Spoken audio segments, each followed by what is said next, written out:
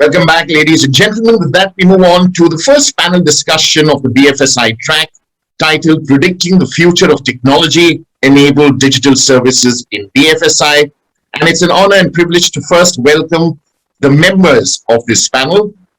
KB Akshat, Financial Services Business Leader, Greenfield, India at Amazon Internet Services. Arpanarghya Saha, Chief Digital Officer at Nippon India Mutual Fund.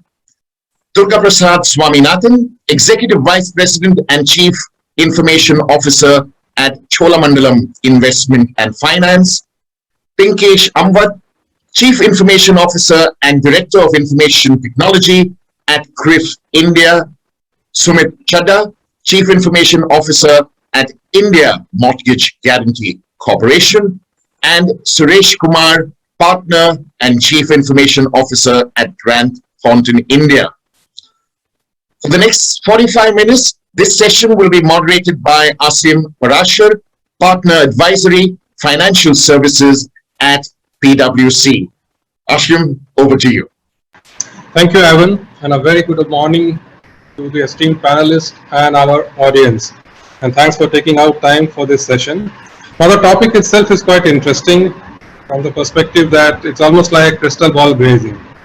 Now, in the last 2 to 3 years, what we have seen in post-COVID, the rate of change has been phenomenal across industry, not only BFSI. And the future of the BFSI sector is going to be very different in the next decade. There are changing customer expectations. Still, the jury is out on that. Emerging technologies, new business models are evolving, whether it is the regulator is also taking keen interest in that, and different kind of models are emerging. So it's a very, very dynamic kind of environment. And we have esteemed panelists out here, and we'll dwell on some of these issues, and hopefully at the end of this session, we'll get a sense of it, that where we are going. Now, it may not be the perfect prediction, but at least some guidelines for all of you. Now, without delaying it further, let me start with Durga Prasad. The first question to you is, how is the future going to be? The question is whether technology will lead the financial services, or will the industry harness the emerging technology to deliver better services? Good morning all, and thank you, Ashim, for having me on this session. And I think it's a very interesting question, and I would kind of straddle on both sides, to be frank. That will technology lead the financial services? Absolutely. And the whole fact is, there are two ways to look at it, right? One, you have the legacy financial institutions. And if you look at what's happening with the large banks in the West, a lot of them have now got, large scale in-house innovation teams that are looking at what's coming up in the technology. So you will see stuff like blockchain, AI, ML, all those being, exploited to a very large extent, because that's an area where they know it's going to be the part of the future for such institutions. And one thing that kind of holds such large institutions back is the legacy that they deal with, because they have an existing relationship with large millions of customers across the geographies they operate in.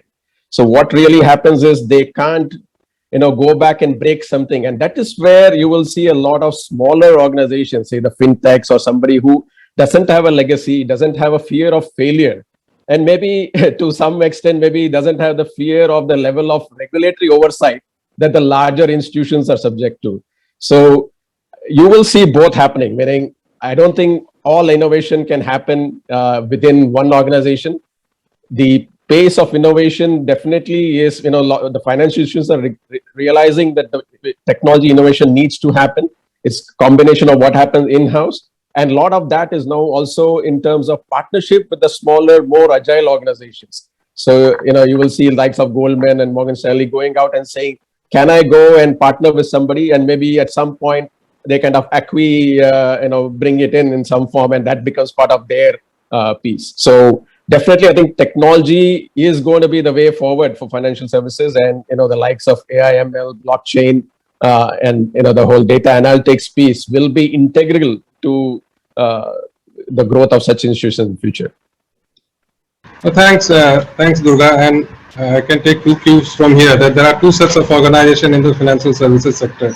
The legacy ones who are trying to handle it very differently, and the new ones who are less regulated and they are trying to innovate at a very faster pace. But one cue I will definitely take from Goldman Sachs, we would never have believed that they will come up with a pure play retail bank, and that too only digital. Marcus by Goldman Sachs. Yep. And few years back, they were Blue Blood, I have an investment bank, and that was the whole thought process. So just extending that forward, and let me come to you, Pinkesh. So there are new business models, different kind of intermediaries are coming up. The regulators have come up with different licenses. And if in India itself, if we look in the last few years, small finance bank, payment bank, account aggregator, PPI, now there will be some direction on CBDC also coming up. And then you have InsurTech, FinTech, WealthTech. And then you have the guiding principle of collaboration, competition, innovation, regulation, and all these Zaz words all over the place. You go to any of the discussions, all of us are talking the same thing. Now, in this maze of words, what's your viewpoint? What are the kind of business model which you believe will emerge? And with the pragmatic view, I would suggest, not the jargon. I'm putting you on the spot, but I will take that liberty. Thank you, Asim. I think you touched a really good point that lot of new players, lot of new market is opening up in India, especially after COVID situation where people are saying we all will go digital and all. And Mr. Durga Prasad also touched upon a point that there are two type of people, right? One is who are legacy, and then the new people who are coming like fintech and innovations and payment bank, BY, pay now, pay later. Lot of things are coming up, right, in the market right now. If you want to purchase anything in India, there's someone who is ready to give you a loan. And there are people who are ready to take a loan as well, right? Credit for 6 months, 3 months. So it's not a market like where we used to have 5 years loan, 10 years loan term, or 20 years loan term, right? So things are changing a lot. And my take is on that is Asim, everybody will survive. Okay. People like fintech who are not regulated that much, but now RBI has actually started regulating them as well. There are a lot of new regulations coming from point of view that similar to GDPR, the data has to be localized, I think. So that's where I see that a lot of consolidation is going to happen in next 1 to 2 years. Once RBI get into picture, start regulation on who can use this data, who can store the data, for how long you can store the data, who can access the data. A lot of new regulations are going to come around it. We are already experiencing it from the trade bureau side, and so that's one thing. So consolidation is going to happen in the market. Second, on the innovation side, I would say that two kind of innovations are happening. Legacy systems are also getting innovated, but what they are creating is a parallel system they are creating. So whatever is legacy, that will continue. But from the digital point of view, for the new products, they are actually adopting new technology, which is cloud-based. For example, it can be cloud hosted, Salesforce hosted on the cloud, or it can be Zoho, or whatever XYZ LOS available in the system for loan origination. People are adopting that. So they are creating a parallel system from the innovation point of view, and then they are going to merge the data using the data lake or data warehouse from the legacy and from the new innovation or parallel system they are creating. So that's also going to happen. I would say that it is already started from last 1 or 2 years, and it is going to continue in this direction. And slowly and steadily, I think they are going to merge, or they will transfer from legacy to, this can be a starting point for them to convert from legacy system to the new digital system altogether. This will also giving them an opportunity to create new products, which I've already told you, right? Which you also mentioned, that payment banks are coming, and everybody wants to integrate with fintech as well, because lot of new opportunities actually being given to the legacy system by the fintechs itself, right? Because they are already available in the digital market, and due to COVID, people are not able to go to the branch and all those things. So during like fintech, like Paisabazaar and all those things are already actually providing the leads to these legacy system banks who are not able to go digital as well. So a lot of this integration and innovations are happening, I would say, Asim, in different areas. But I would say still we have to wait for another year for consolidation, and then we will see where the market is going and who is going to stay for longer period. That's my take on it. Sure, Pinka. So still you are hedging your bet, so that's okay. So let's kind of extend that. And you talked about a very moot point about the data privacy part of it, right? And let me just extend this to Arpan. And Arpan, you have been at the forefront of interacting and building technology and platforms for customers. So with all these, how should industry handle data privacy, customer consent, manage rapidly changing regulations on that part of it. Privacy bill is already there and the discussions are going on. And so many things are happening on that part of it. And I will also give you an example that we are collecting huge amount of data. All the financial institutions and people talk about that aspect of it, right? And you apply for a loan and for some reasons you don't get a loan. What happens to those data? Are you going to keep it and build those models? Similarly, on the wealth tech side of it, mutual fund side of it. So there is so much of things happening on the customer front, their data, etc. So how do you see, as an industry expert, how it should be handled and what should be the viewpoint? Should it be driven by the regulators or should the industry bodies come together and define a self-regulated kind of an environment on this? Thank you, Ashim, and I think very pertinent question on data. Data is the most sacred thing that each and every organization has to handle, and very carefully, because that is having all the customer information with you, and the customer is trusting you with all that information. Now, saying that, the way data could be rationalized very well, keeping in mind all security regulations, keeping in mind all the new circulars that are there coming in the system by authorities, is by the entire financial conglomerate coming together and adopting blockchain with a very supervising authority at various steps, right? So you have your read rights, you have your use rights, and that is the way things are going to be.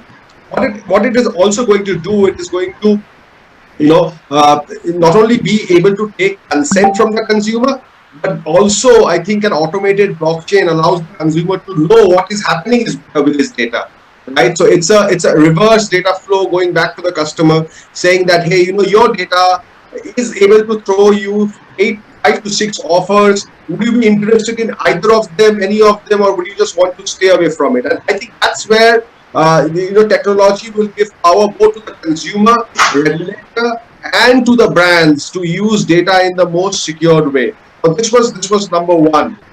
Number two is, consumers are also kind of tired being asked for data at every point of inception, right?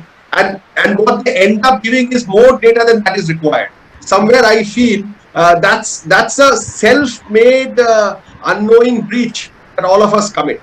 Now with the regulations trying to take care of it to a great extent, technology can play a huge role over it, right? If data is available for the consumer and if it is consented for, then there is no use of going and asking the consumer the same question. Rather, sprucing up his life by saying, at this life stage, these are the life items that might come to you. And this could be wealth tech, this could be finance tech, this could be insurance tech, this could be life tech as a whole, right?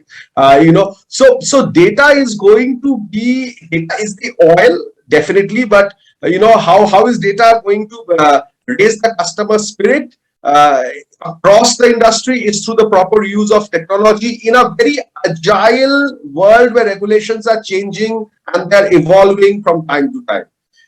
That I think would bring the industries together, and a solid, agile blockchain backed by various interventions like artificial intelligence, machine learning is going to give the consumer the best of offerings and secure the data in the best possible way, across India.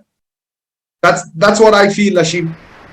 So thank you, Arpan, and that's a very good point. And let me extend that data part of it because you have raised it, and you are taking a punt on the blockchain, so which is good in a sense that the panelists, we are taking a view on that. Okay, blockchain can be a detrimental technology for the financial services going forward. Now let me extend this data piece, and Sumit, let me come to you.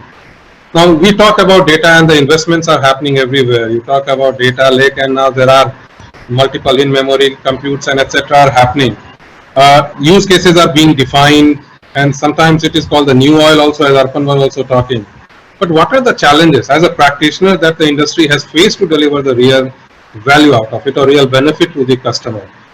The cost of capital, it is not coming, the cost of lending is not going down. So customers are not deriving the expected benefits. So why this discrepancy in that? Or is it something we are missing either from technology or from the process or policy part of it?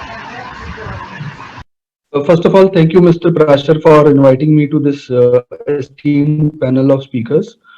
As Arpan has also mentioned earlier in his previous conversation, that there's a lot of big data is the buzzword nowadays. Everyone is talking about data analytics and setting up a big data practice, and they're saying data is the new oil. And organizations across the globe are also looking to organize, process, and cull out the value of torrential amount of data that they are generating, and they are trying to transform the data to gain meaningful business insights out of that data.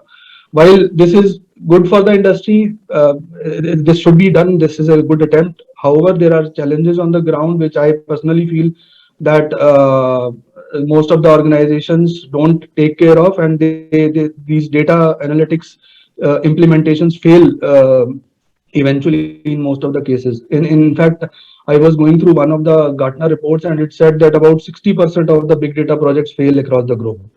And the primary challenges which are attributed, or which are responsible for these failures, are like the foremost challenge is that the data scientists who are working on ground for setting up a data analytics practice, they still have to churn out a lot of data. In fact, 80% of their time goes in data preparation, in preparing and cleansing the data which is received from multiple source systems.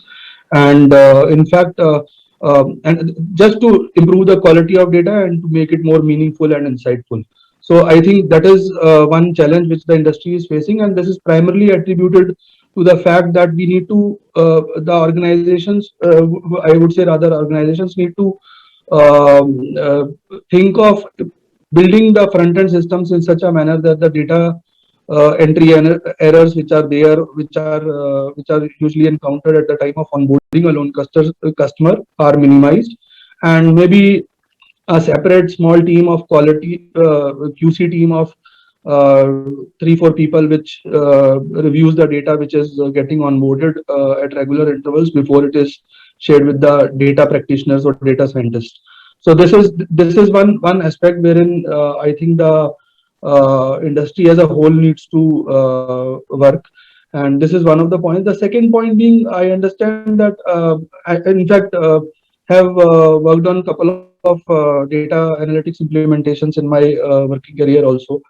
So what I have realized is that the other important challenge is that there are a lot of there is a lot of emphasis on digital transformation nowadays. All of the organizations are, every organization practically is implementing one or the other solution. They are innovating on daily basis, and they are coming up with a lot of apps, platforms, digital solutions. So a lot of applications are coming up, and the data scientists who are working on the ground, they are feeling a bit difficult to cope up with these implementations or the new applications which are regularly coming on board. So there is one. This is one struggle, because at times all the applications are not on a single platform. They are on a different platform. The databases are different. The coding is different. So all those aspects are there, and they really face a challenge on the ground when they are expected to retrieve data or cull out data from these multiple source systems. And since you said that data mart and data lakes are being talked about, this is something which definitely is a solution for this challenge. But yes, there are organizations which are still working on manual mode of data extraction and churning out the data. This is something which is not there in, I would say, this is still there in mid and large size organizations, whereas in small organizations still the data crunching or data analytics is being done by a couple of data scientists who are there.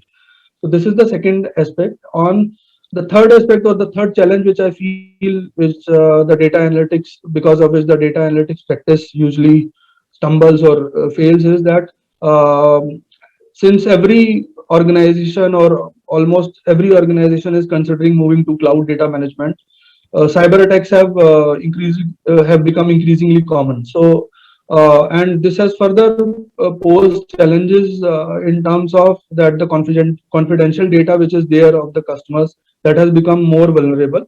And the second is, as a response to repeated cyber attacks because of this evolution, there are a lot of regulatory changes or standards which are coming, which are being announced by the regulators, and uh, for example, seeking a data consent, seeking a consent from the customer before interacting with him on WhatsApp, then storing that consent with you in case of any dispute at a later stage, or maybe Aadhaar masking is one such regulation which has come, wherein that data needs to be stored in a data vault. So all these regulations have come up, which have added to the frustration of data scientists, I would say, working on the ground, because they have to, before arriving out, before coming out with some meaningful insights on data crunching, they have to spare time to work on these aspects also. They have to take care of these aspects and then start analyzing the data. So this is one thing, and so this is the third challenge which I feel. And I think the last but not the least, the data scientists who are working on the ground, they are usually technical people. They are they have a limited understanding of the business at times, I have felt. So they are more interested in data crunching, data modeling, data sets. However, what the business is expecting out of them, they have a little challenge on that side. They don't understand that business problem first, and they immediately start working on the data set, or start analyzing the data. So it is very important for a data scientist, I think, and for to understand business. That is one part. And as an organization, one should I think every organization should aim or attempt to give some leeway to the data scientists or data practitioners to be part of the business teams for some time, to spare them for some time to understand business, and then expect results out of them. So that is one thing which comes to my mind, Mr. Parashar, as far as the data challenges are concerned, on setting up a good data analytics practice. Yes, definitely data is the new oil, but provided you take care of these challenges, I think then you can leverage on the data sets that you have and then arrive at meaningful insights. Sure, Sumit. So that's quite interesting. And as you rightly said, that there are different level of maturities in organizations. So on one end of the spectrum, you have the fintechs, insurtechs, etc., relying heavily on data, and then there are the large organizations which are still trying to leverage that. And then in between we have, and there are constraints on the resources side of it. Now let me just move to Akshat. And Akshat, your organization has been at the forefront of bringing in new technologies. And there are multiple technologies which are in different maturity levels, whether cloud, blockchain, AI, ML, automation, conversation analytics, edge, quantum computing, IoT. A huge amount of things will keep on coming. What do you see, and how should the financial services industry handle this? Because they are not technologists, although I will come to the people part of it later. But they are not technologists, and how should I upskill myself? What are the challenges, and how organizations, the technology, the large tech companies can collaborate with the financial services sector and help them to navigate this maze? Over to you, Akshat. Absolutely. Thank you. Thanks, Asim, for that question. So firstly, before talking about technology, I think it's important to keep in mind that it should be technology for the customer's sake rather than technology for the technology's sake, right? Sometimes, especially when technologists talk, they tend to talk more on technology rather than, and forget the customer somewhere in between. That just reminds me of, and now if you look at over the next 10 years, what will change from a customer's perspective, right? As Jeff said, it's probably better to focus on what will not change in the next 10 years rather than what will change in the next 10 years, right? And what will not change is customers will continue to expect better customer service, as an example, right? Customers will continue to be divinely discontent. What that means is if you continue to meet a customer's expectations and get to a particular level, the expectations will increase, right? A great example is 10 years back, I would never expect a neighborhood restaurant to deliver within 30 minutes. Today, I expect him to probably deliver in 15 minutes, and I don't even want to be picking up the phone and talking to him, right? So that's how my expectations have changed. I believe it will have the same thing is going to happen in financial services as well. And if you apply that lens, if you look at from a customer service point of view, I think clearly digital will be the mainstream distribution channel and touch point from a customer point of view. But having said that, digital will become such a broad word that it's not going to be one single channel, right? It is not just going to be a mobile or an online. It probably could be voice. It could be some other means that we don't know yet. But digital broadly will be something that will become a mainstream channel. That is something that I think we can fairly confidently say. Now, having said that, if you work backwards from there, what does a financial services organization today in the business have to do to really be ready for the digital world in the next 10 years? And that channel, as I said, could be anything, is primarily be prepared such that the technology at the back end is really agile enough to adapt to any channel that might emerge as a customer's preferred channel, right? And that probably is going to be different for different industries, different product segments within financial services, and different scenarios of whether it's a customer acquisition motion or whether it's a customer service motion, right? But the only thing you could do is, instead of predicting what will that need of the customer be in 10 years, it's probably better if we develop our ability to be agile and be ready for any such channel that might come up. And the way to go about doing that is really making sure, one, your technology backbone is strong. At the same time, more and more of your technology is really more API enabled. Second, and third, more of your time of your people is really spent on new products, new services, and better customer service rather than technology for the technology's sake.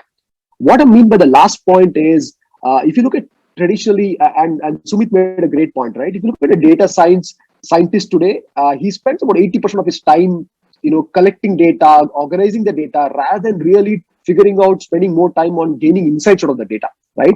That's a very powerful point, and these are the most expensive resources that you could hire today. If you look at data scientists, how do I change that ratio from 80-20 to 28, where 80% of the time is really spent on new insights for my business and my customers? You can extend that now to even technology teams, right? If you look at an average technology team in pretty much any financial services organization, about 80% of the folks are focused on keeping the lights on, which is operations, and 20% probably on new products and services.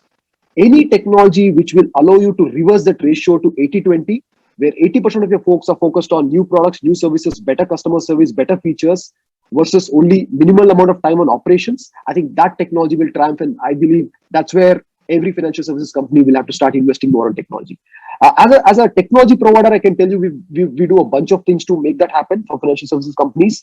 And frankly, it's not about really trying and going and solving a technology problem, but really enabling them and providing them the building blocks to innovate faster. I would say that's really what we believe is our charter, because financial services companies know best what their customers need. But if we can provide the building blocks to reach that need faster, cheaper, better, I think that's where we would have played our part. Well, thanks, Akshat. Now, I will take 3 inputs from here. Focus on what will not change. Customer experience is always going to increase, and expectations. Yes. And the third very important point which we talked about is the organization needs to be agile to take up or take on whatever comes. Now that's a very, very important perspective, and we have been talking, but it's very difficult to do, right? We are humans. We take time to change. So let me now move to Suresh, and it's a difficult one, Suresh, for you.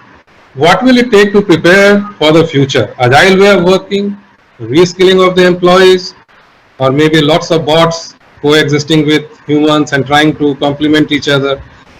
How do you see the future for services? Because you have been in a consulting organization, and you're also the CIO, and we all are going through that same kind of change. So your viewpoint. Thank you, Aseem, for a very, very good question. I think we all would like to, predict the future, but we have to see whether or not some of those predictions definitely will be there. Just like I really liked Akshat's point that we will have customers expecting better services, and the customer expectations will further increase. Although we would have given them multiple channels of availing the services, definitely it will be there. So one important point I think is for the industry as a whole, for BFSI sector as a whole, this is the sector which will be most affected by technology advancement. by digital, technology innovations. So it would be, extremely important for financial institutions to either embrace that change, technology change, or perish. There is not going to be anything in between.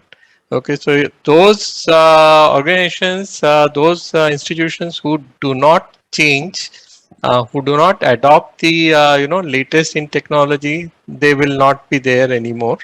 I won't say 10 years, but maybe in 20 years, definitely. Some may even vanish in 10 years because the rate of change is so fast now. And let's take the example of simple example of dealing with customer privacy and changing regulations. And I believe Arpan covered touched upon most of those points. We will have to ready to have that consent from the customer, keep that with us to be able to provide service, and the access to that information, it will have to be closely guarded.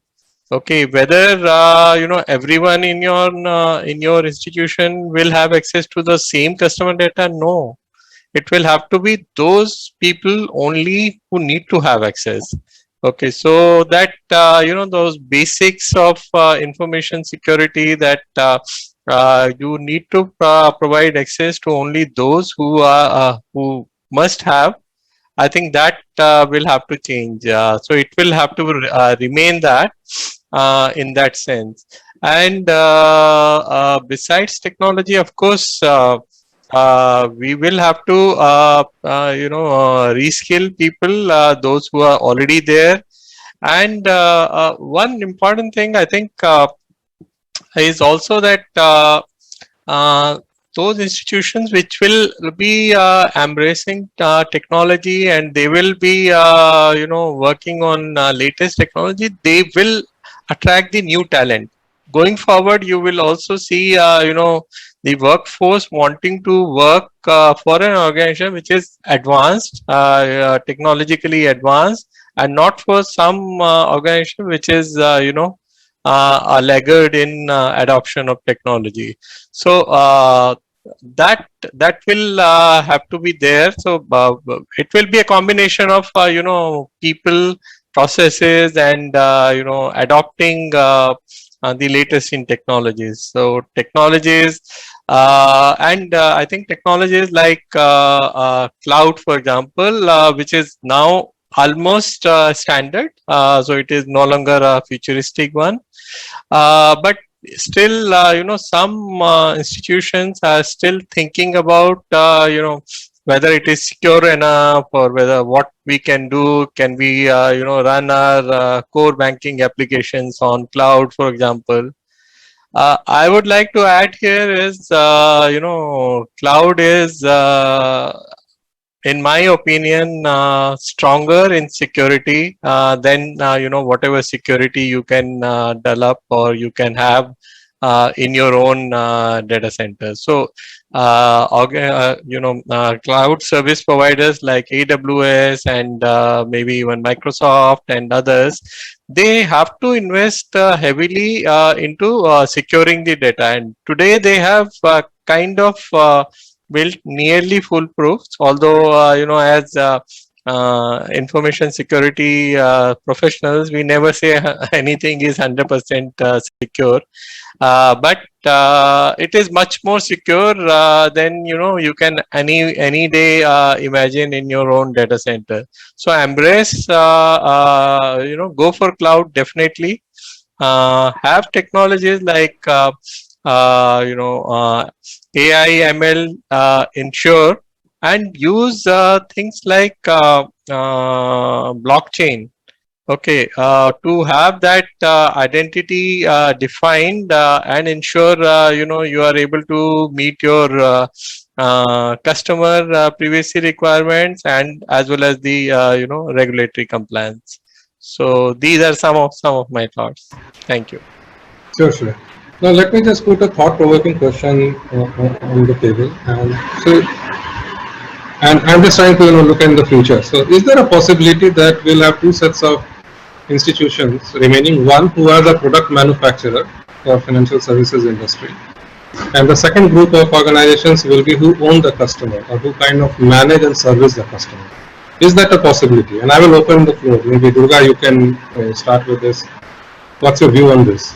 Is it possible or it's still far-fetched?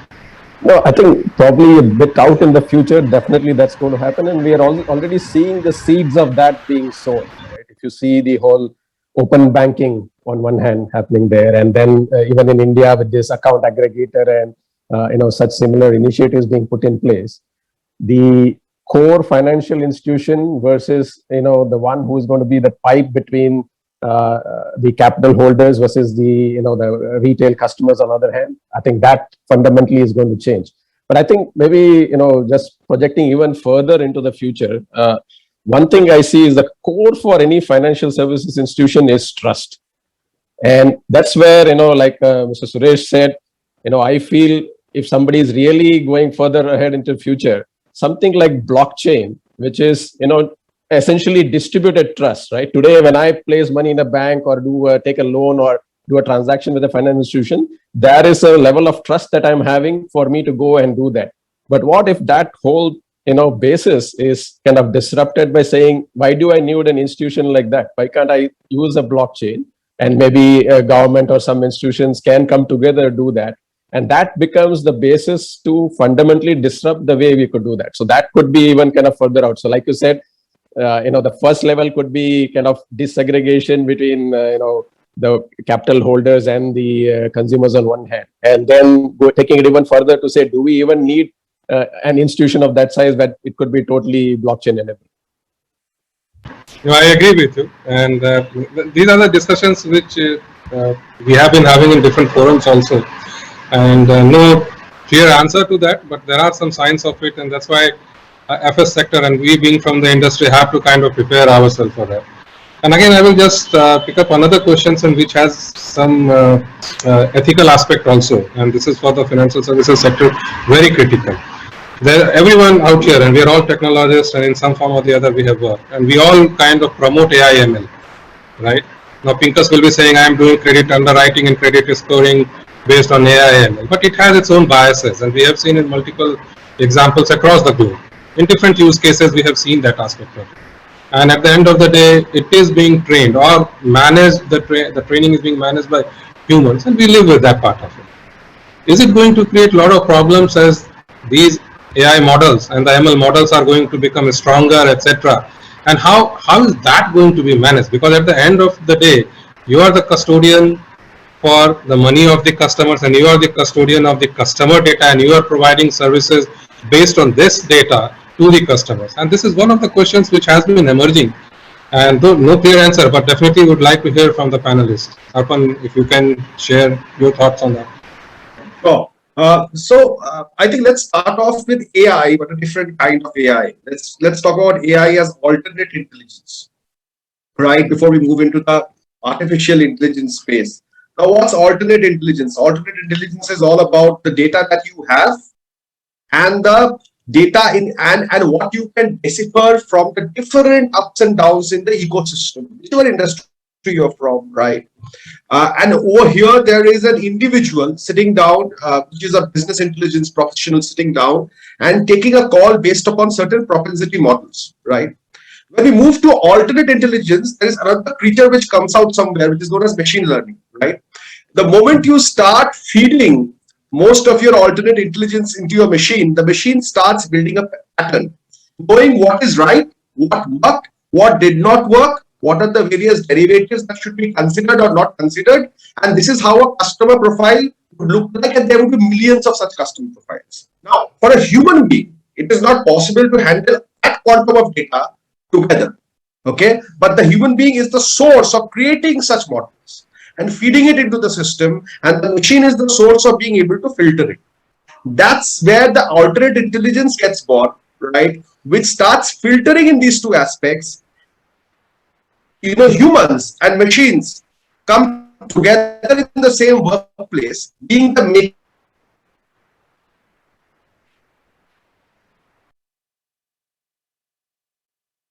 maker and checker, right? And create a phygital environment, okay, which is physical data is thrashed out and put into the market for a nice start as an industry or as an organization. Monitoring this, data, then suddenly the entire artificial intelligence scope arena becomes much reformed. And this is where the organization, the ecosystem is going to move to in the times to come. Thanks, Arpan. Pinkesh, any last thoughts on this? Yes, what Arpan has mentioned is true that as a human being we cannot analyze that this amount of data, right? In Bureau also we receive a lot of data, so of course AI/ML is definitely helping us. But what we are trying to do now is instead of giving one single solution for using AI/ML for entire population, we are creating product specific, region specific score, so that more and more attributes can be added to fine tune the data, and validating it on regular intervals is very important, because the more and more data you feed into this AI/ML, the output what you are expecting today is going to change in 6 months because the data has been added to it, right? So validating your output is very important on regular intervals, so that you are fine tuning it, and then you are not giving wrong trade score to in our industry we are not giving wrong trade score to these same population, because population is also improving a lot. By taking more and more trades, they are improving their trade score as well. So that also has to go into the model on regular basis to fine tune it. But AI/ML is going to stay. We are going to have multiple solutions of AI/ML. We can say that we are going to further fine tune it, but it is not going to go away, I would say that. Thanks, Pinkesh. So we have 2 minutes left for this session. So I will just summarize that yes, the business models are changing, and technology has to be kind of brought in. You cannot ignore that part of it. Now, how the models will evolve, there are still multiple thought process on that. There will be certain ethical questions. There will be certain questions on the privacy part of it. The data is going to be critical. One thing which has come out very clearly is that trust part of it, which Durga and other panelists also talked about it, and can blockchain be leveraged to build that kind of trust, or whether that trust the customer believes, whether the banks and financial institutions are going to be focused on trust. So those are some of the challenges that we are going to see. But it's going to be an interesting time, and the agile way of working. So it is not the agile way of development in technology, but agile way of working. The organizations, the financial institutions have to change, and there will be providers and technology providers who are going to enable that aspect of it. So with this, I would like to thank my esteemed panelists. It was a very interesting session, and hopefully the audience would have gained a lot of insights from that. Over to you, Ivan. Thank you, everyone. Thank you, everyone. Thank you. Thank you. That indeed, as you said, Ashim, was a very interesting panel discussion on predicting the future of technology-enabled digital services in BFSI. A big thank you to KB Akshat, Arpanagya Saha, Durga Prasad Swaminathan, Pinkesh Ambad, Sumit Chadda, and Suresh Kumar for taking time off from your very busy schedules and joining us at this summit. We wish you and your respective organizations the very best going forward. And thank you, Ashim Parashar, for doing a fantastic job of directing questions to the individual members of this panel, eliciting the responses and summarizing them right on the spot. Thank you for doing a fantastic job of moderating this panel. Thank you. Thank you. Before we move on to the next session, ladies and gentlemen, a few announcements that I'd made at the very outset. Do visit the Networking Lounge, which is a button at the bottom of your screen where you can create a group and video chat with like-minded people, and you can return back to these live sessions by clicking on the auditorium button at the bottom of your screen. Visit our partner booths by simply clicking on the Experience Zone button at the bottom of your screen. Chat, speak, or video call any of them. Do visit the Resource Center and get all the information you want to read, save, or refer to from the voluminous partner resources of brand videos, exhibitor brochures, event catalogs, and the list of upcoming events. And you can also take a break during the sessions by clicking on the Take a Break tab at the bottom right of your screen. If you click on the tab, you can visit the social wall where you can post your tweets and experiences using the hashtag ETGDL. Click a selfie at the photo booth, play a card game specially designed for you, and visit the signature wall where you can post positive comments about the speakers, panels, content of the summit, etc. At the end of the day, before you leave, do download your digital certificate of participation by simply clicking on the digital certificate button at the bottom of your screen and save it to your desktop. And finally, on your way out, do click on the feedback button at the bottom of your screen and leave your valuable feedback. It will not take more than a couple of minutes. Your feedback is important to us, and this will ensure our summits are just the way you want it the next time around. Do stay tuned in, ladies and gentlemen. We will be back on the other side with the next session.